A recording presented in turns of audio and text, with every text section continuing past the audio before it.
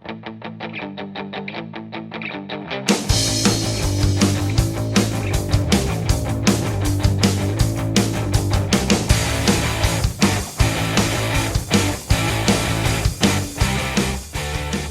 listening to the January 14th, 2016 edition of the Surfwatch Cyber Risk Roundup, the weekly podcast that's focused exclusively on how the world of cybercrime is impacting business.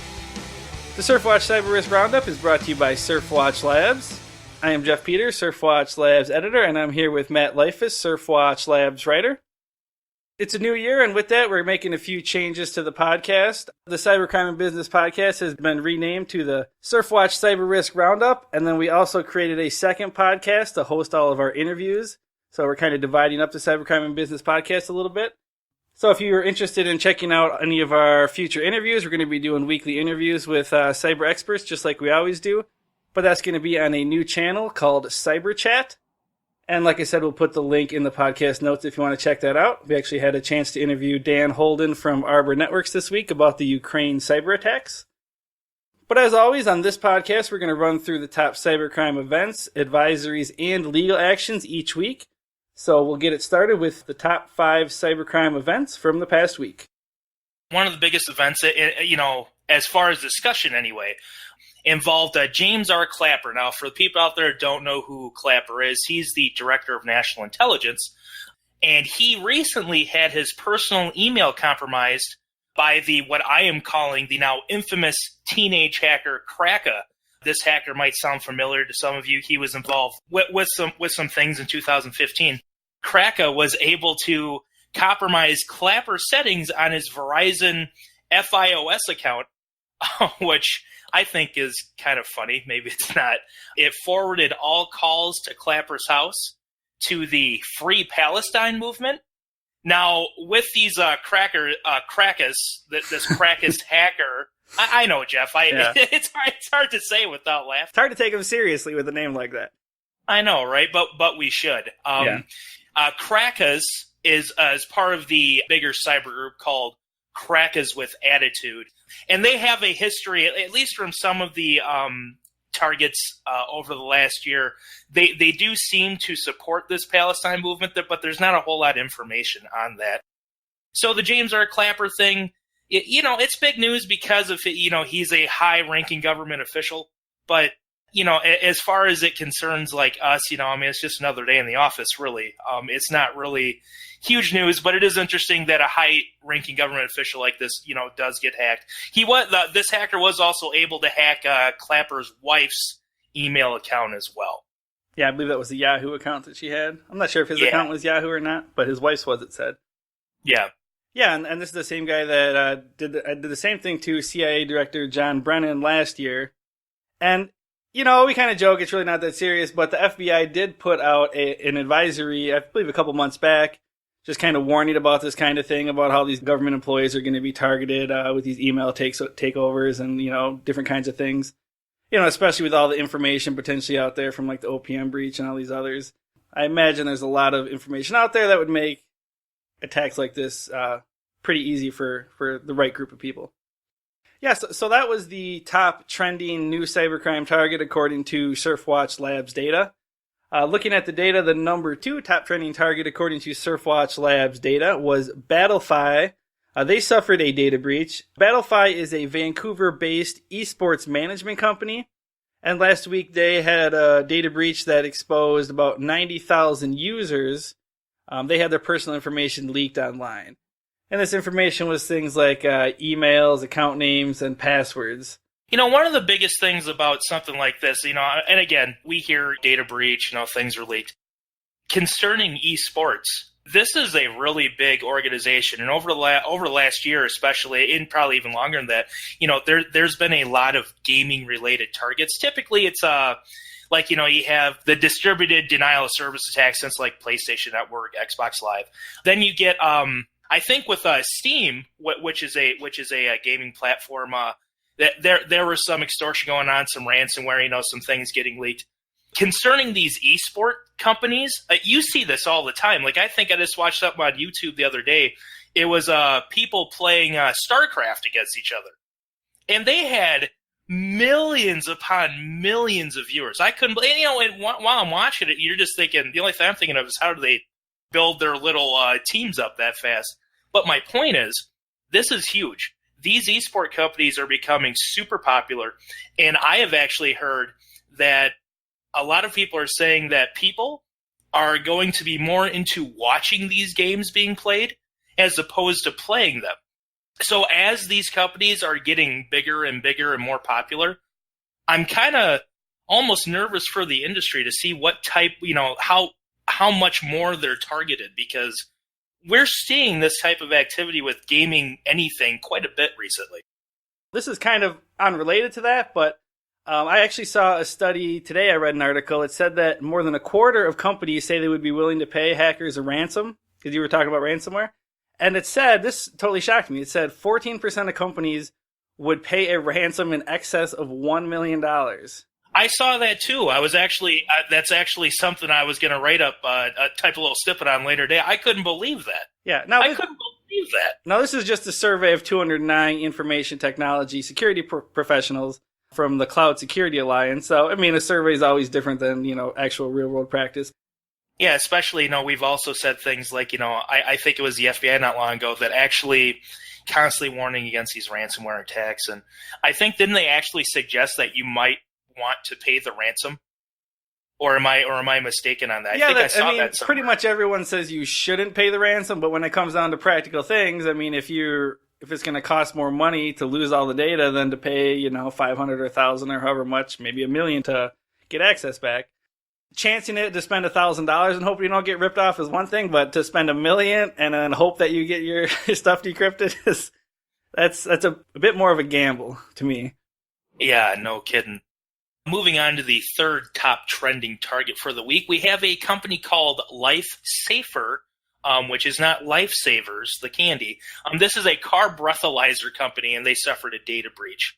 This company describes himself as, quote, the nation's leader in ignition interlock technology, which I don't know a whole lot about. I think like breathalyzer, like you blow into a car, and if you're under a certain alcohol content, the car starts. Is that what you're getting out of that, Jeff? What that is? Yeah, that's my impression of what they do. Well, this company is part of the larger LMG Holdings group. The company was compromised by a hacker that calls themselves RORRG. So if there's a way to actually say that, I'm not sure, but that's what they go by. So the hacker hacked into the company, and the data that this hacker received from the company, he immediately posted it on the infamous Hell Hacking Forum on the dark web. In the Motherboard article that I'm looking at, it says that it was about 150 megabytes, but it said its contents are rich with company spreadsheets, instruction manuals for modifying and assembling products, and perhaps most importantly, detailed schematics of various products and apparent source code. So it sounds to me like it's pretty significant, like intellectual property. So that is pretty significant. What is interesting about this is that this attack actually has some evidence that it might have been an extortion attack. There were two messages that were posted with these data dumps on the dark web forum. The first one said, and this is more like what you hear people say, like, I don't know, they're just trying to show off or market themselves. LMG full data fucking ripped was the first one. And the second one says, pay up or get fucked. So I'm not sure. I mean, when I look at that pay up, I don't know if they're holding it for ransom or what's going on with that, but that was kind of interesting. Yeah, and I guess it just makes sense, obviously, with everyone doing ransom and extortion now. It's like if you steal data, you might as well first be like, hey, you want to buy it back before you go sell it on the dark market? I mean, that's the easiest for them. Yeah, it makes sense to me, too. Moving on to the number 4 top trending story this week is Indiana University Health Arnett. They lost a flash drive. Seems like that's the common theme in healthcare. All the time. It's usually not a data breach. It's usually lost devices in healthcare. Well, anyways, this week, officials from Indiana University Health Arnett, they have reported that information on more than 29,000 patients is missing. The information was on a flash drive, and it went missing on November 20th, 2015. Now, according to Norma Gilbert, who's the Director of Quality and Clinical Excellence for Indiana University Health Arnett, The hospital hasn't received complaints from patients about fraud activity, but obviously they lost the USB device with the information, so they're a little bit concerned, and they're notifying people about it. As Jeff and I said, it seems like USB sticks, even laptops, sometimes like theft's involved, but it seems like all these things are constantly lost. And there was a research that was conducted by the security vendor ESET, and they found that as many as 22,000 USB sticks may be left in dirty clothes and handed into UK dry cleaners every year. With nearly half that never get returned. So just think about that. That's a lot. Maybe that's what's happening. These big execs that can afford to get their clothes dry cleaned all the time. You got the flash drives in their suit pocket, and they just forget about it. Moving on to the number 5 trending industry target, and this has actually been discussed over the last couple weeks, but it involves Ukraine hacking of their power grid. What's cool about this for people out there, and I'm going to shamelessly do a little plug in here, but if you happen to listen to our Cyber Chat podcast, Jeff interviewed Dan Holden. Where's Dan Holden from, Jeff? Right off the top of your head. He is from Arbor Networks. He's the director of ACERT, which is, I believe it's Arbor Networks Security Emergency Response Team. Yeah, well, if you get a chance, I highly recommend getting over there and clicking on that podcast, because Jeff and Dan Holden had a great discussion about this very topic. What were some of the things you guys talked about? What is some of the more relevant information in this event? It was interesting talking to him because he describes himself as a Cold War buff. So, he's talking about basically how Ukraine is sort of fighting a proxy war between, the U.S. and Russia, and sort of the U.S. is using Ukraine. The U.S. is actually, I believe they announced on Tuesday, the Department of Homeland Security said that it's going to help Ukraine investigate the incident. So Dan Holden was basically saying, it's kind of a win-win from the U.S. On one hand, they get a sort of, if you want to describe it as stick it to Russia a little bit, and then on the other hand, they get, some valuable knowledge about, if Russia were to attack the U.S. critical infrastructure, they're going to basically be able to kind of have firsthand knowledge of, assuming it's Russia, which Ukraine is blaming Russia for it. So assuming that it is Russia, they'll have some firsthand knowledge of how this attack was done. Now, we talk about, Jeff and I like to use the phrase fear-mongering quite a bit. So we're talking about possibly one of the first attacks of its kind here, right? Is this something that we should be legitimately concerned about, or is this just more fear-mongering? I mean, I know it happened in Ukraine, but, is that something that we should, actually be thinking about in the United States even more than key players in this whole thing already do? Yeah, I asked him a couple of questions about that. I guess one of the problems I have with critical infrastructure reporting is there's just so much critical infrastructure. On the water side, I think there's 155,000 water systems in the United States. So obviously some of those are going to be vulnerable, but I believe the huge majority of those are school, independent ones like schools, hospitals, campgrounds, and then you got a lot of small communities and stuff. So it's kind of important, I think, when we talk about attacking critical infrastructure to talk about whether you're talking about the major ones or the little ones. We talked a little bit about that, kind of separating the two. And then he actually brought up the word fear-mongering. He said, not to be a fear-monger, but I asked him a little bit about ISIS and these hacktivist groups, because that's what a lot of the other experts I interview have said. And he basically said that, that's where he sees a lot of the fear coming from, especially a couple years down the road, because obviously I think there was a report not too long ago that said ISIS really doesn't have the capabilities to disrupt the U.S. critical infrastructure, but 2 or 3 years down the road, they're going to be building up all those different capabilities, in terms of resources and manpower and knowledge and stuff. So he's more scared 2 or 3 years from now if ISIS is still going or if these other groups are still going, because with that investment and with that learning, then they might have the ability to do something. So yeah, I mean, hopefully, this isn't the first instance of kind of a trend, but it might be. We'll have to wait and see, I guess. And we can't really be surprised either. I mean, we see this all the time. Attacks evolving, and new things coming up. This really, to me, shouldn't be a huge surprise. Kind of like what you're saying. It's just, but and everyone's been predicting that this is going to happen. A lot of people have said that this already has happened. This is just the first time where really you have somebody saying you have definitive proof that it's actually happened. But yeah, if you want more, there's I think it's about a 25-minute interview with Dan Holden.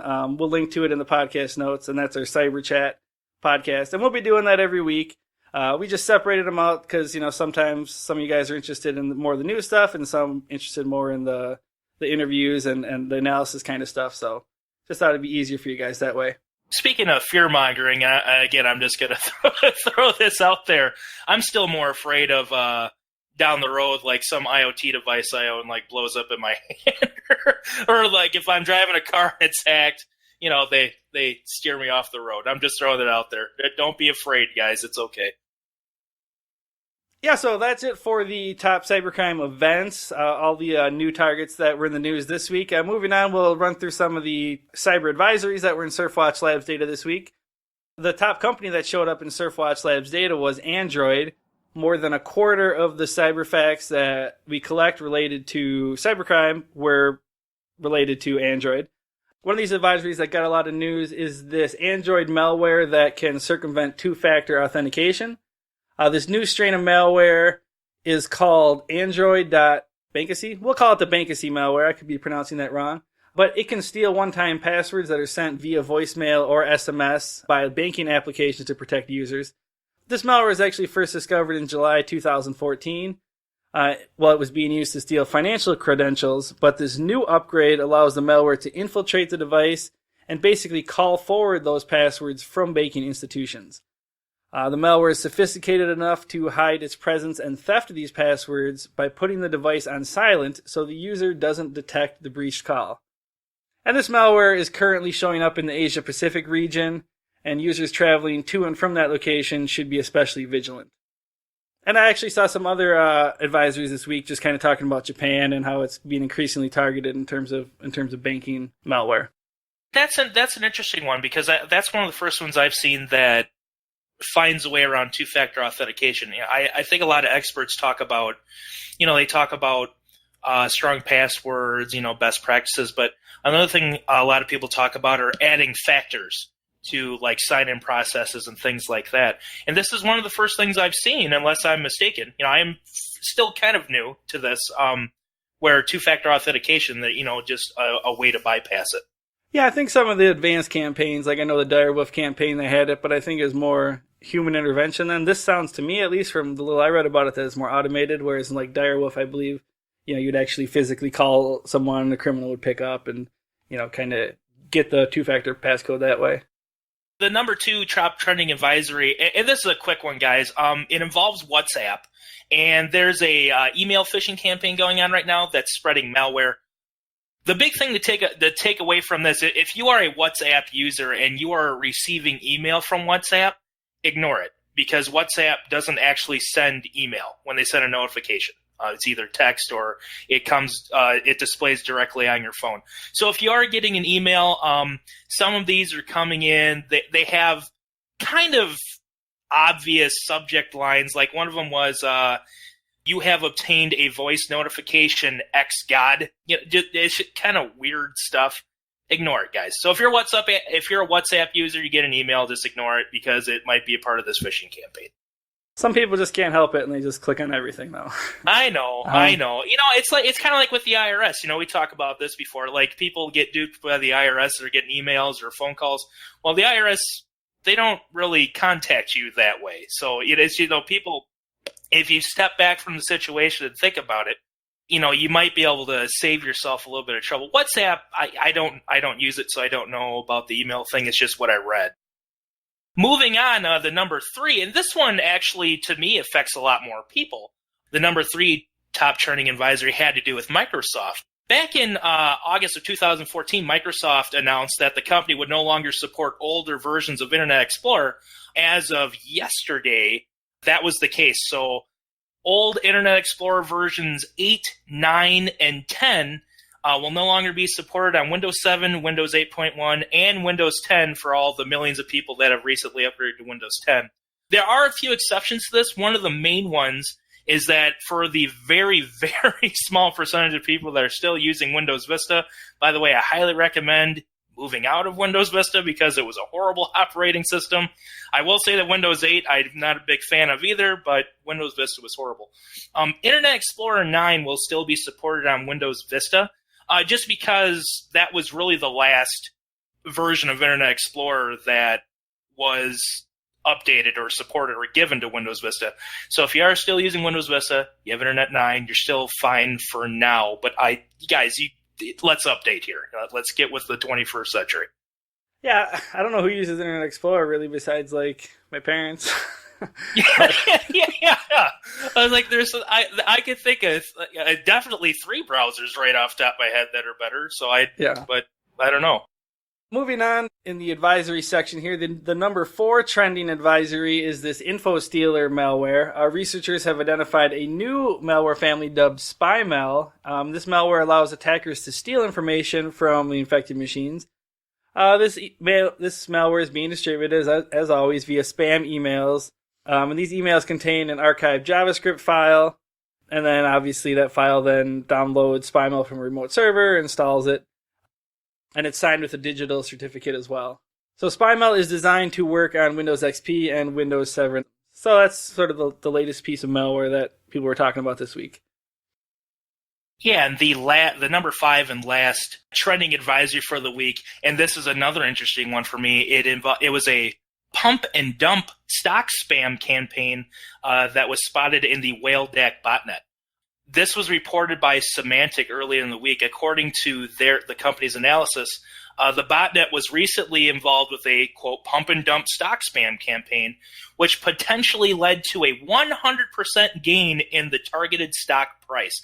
The stock in question here was Indie Growers Association. For those out there that want to check this out, to look at the history, their stock symbol is UPOT, UPOT. Symantec said they observed the following actions from the Whaledeck botnet between October 22nd and November 18th of 2015. Symantec said that they observed this in a controlled environment. The Whaledeck botnet attempted to send out 35,361 spam emails from a single bot. Analysis of the spam email showed a total of 141 unique email subjects being used. Further analysis of the subjects used, they saw them being related to pump and dump stock scams, click fraud, other various scams like phishing and money mule recruitment. Emails with the pump and dump subject line were by far the most prevalent. I think they accounted for almost like 80% of the observed subject lines that were used in this scam.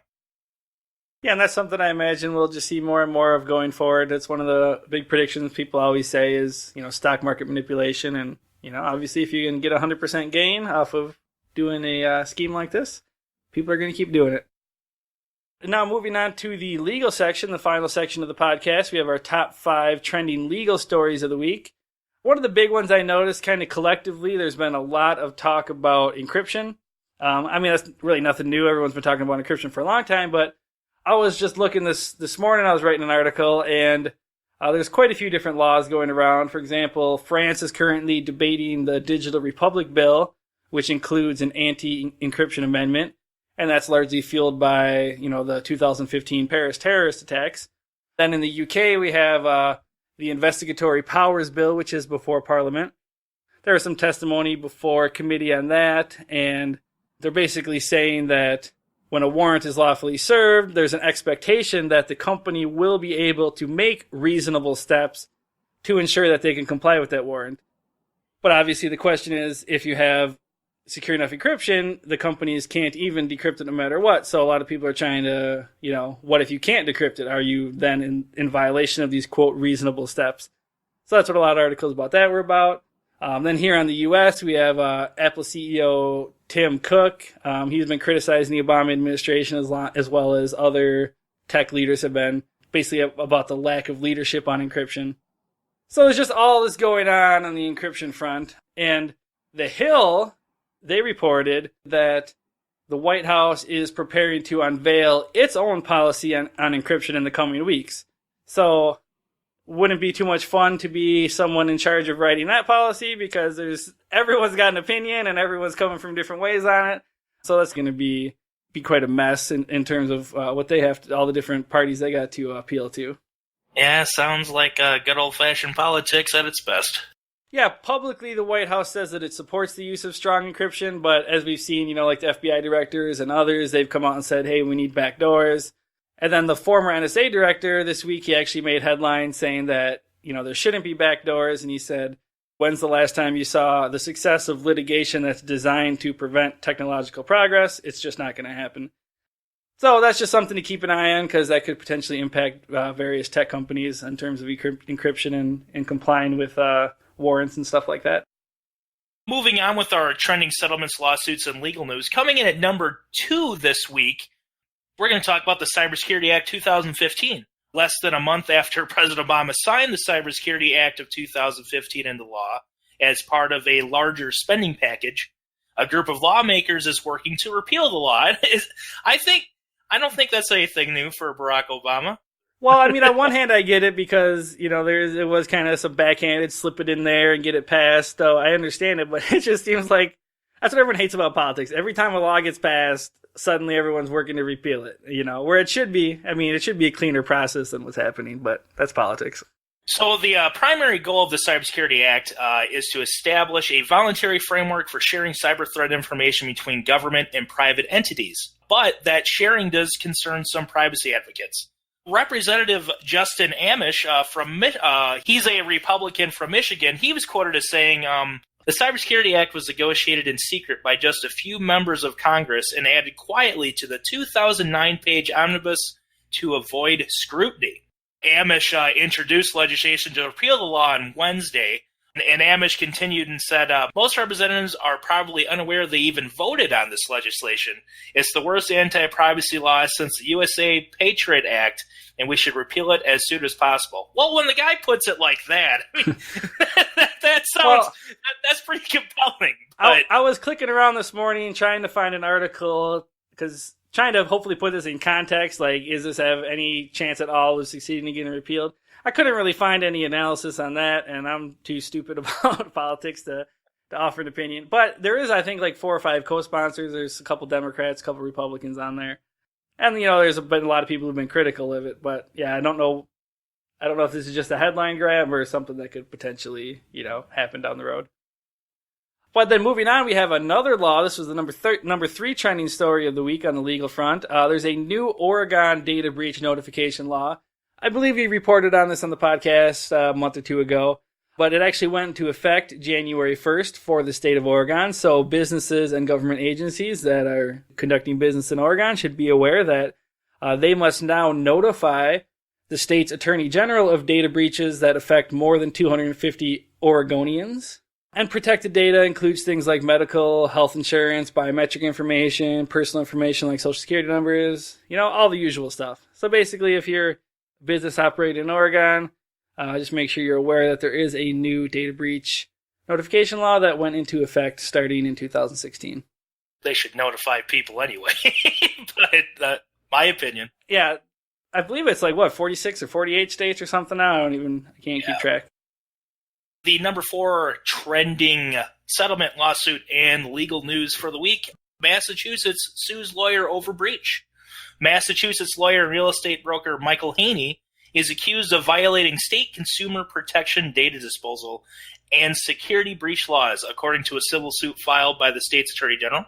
Approximately 120 boxes worth of his client's real estate closing files were discovered, waterlogged and exposed to elements on a former client's property, reported the Boston Globe.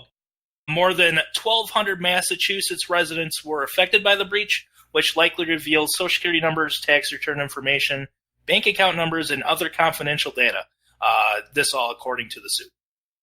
And then finally on the legal front, we got a couple arrests real quick. First, we have the former St. Louis Cardinals employee pled guilty to Major League Baseball hacking. According to a U.S. attorney involved in the case, the attack cost the Astros about $1.7 million due to, I think, their advantage in the draft and things like that. The former Cardinals scouting director, Chris Correa, he pled guilty this past Friday to hacking the Houston Astros player database and email system in order to get that information. He actually hacked it multiple times. I believe his sentencing is sometime in April. And then Europol, they're always putting out announcements about busting up cybercriminal groups, and they put out one about the DD4BC group. We talked about them for a while. They were kind of, I think the Armada Collective followed them, but if I'm remembering right. But basically they would, DDoS for Bitcoin. That's where DD4BC comes from. And they would basically say, give us some money or we're going to DDoS you. Well, Europol announced a joint law enforcement effort with a few other countries, and they had nabbed, quote, the main target, whoever that means. I'm assuming it's the main target of the group. And he was arrested, and they also detained another suspect. And they said that they got, quote, an extensive amount of evidence seized. So that's good news for in terms of bad guys getting arrested. And that wraps up the trending cybercrime events, advisories, and legal actions from the week. Before we wrap up the podcast, though, as always, we'll throw it over to Matt for our funny story of the week. Did you find anything good? Yeah, it's going to be more of a rant. Today's story has to do with Cisco. Apparently, Cisco accidentally changed their default passwords on their new Cisco Integrated Management Controller from password, that was their default password, which is just super secure, to Cisco1234, which really isn't a whole lot better. When Cisco sent out these units, there was no documentation that the default password was changed. Some people, when they tried to log in, it said that the default password was password and they couldn't figure it out. Well, that's been addressed. Cisco sent out an email, saying, hey, if you're trying to do this, sorry, this was an accident, this happened. But here's the problem with that. The default password is password. It changed accidentally somehow, and the company didn't say how the default password changed, but it changed to Cisco1234. Well, in their defense, I believe you're supposed to change those defaults, but I'm sure a lot of people don't. I remember we're actually looking through some of the dark web stuff the other day, and people were selling, like ATM manuals with the default, credentials in and stuff. So all these systems, a lot of them have default credentials, and you're supposed to change them, but I think that's where a lot of the issue comes in, is people don't. But isn't there a better way to do that, though? I mean, there's gotta be. I mean, that would take nothing to. Well, yeah, like even when you get a new router, it sets your password to some random 2 words like banana salad or something. Banana salad 123. That's better than password. That's better than password. So I was just, when I saw that today, I was just at a loss. Like I said, it's not really a funny story. Yeah. All right, well, that will wrap up the Surfwatch Cyber Risk Roundup. The Surfwatch Cyber Risk Roundup is brought to you by Surfwatch Labs. Surfwatch Labs delivers cyber risk intelligence solutions that help organizations understand the potential for cyber attacks, determine the impact of their business, and proactively address threats head-on. For weekly interviews with experts on cyber risk topics, including this week's interview with Arbor Network's Dan Holden about the Ukraine utility cyber attacks, be sure to check out Surfwatch Labs' other podcast, The Cyber Chat.